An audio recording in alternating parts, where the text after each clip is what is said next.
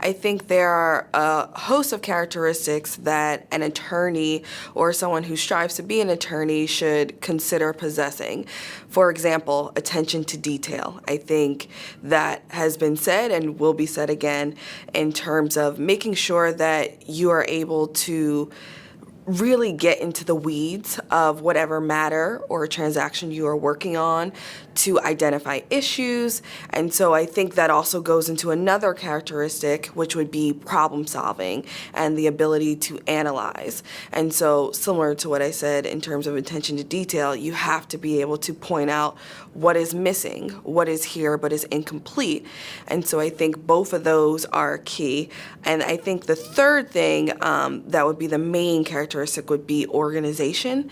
I think you will be juggling a lot of matters, a lot of transactions, various clients, and various partners or individuals you are working with on a matter. And so you need to stay organized in terms of when is something due, when do I need to discuss an item with someone. And so I think organization is very key to making sure you're on top of everything.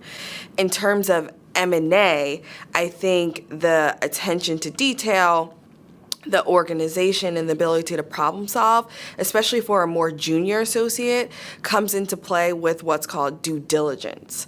And so we do due diligence on our counterparty. So whether we are representing the buyer and we want to inquire into the seller, for example, do they have any environmental issues? Are we missing any permits? We would have to look at the documents that they provided us and to see, okay, this box is checked, but I think we need a little more clarity concerning this issue.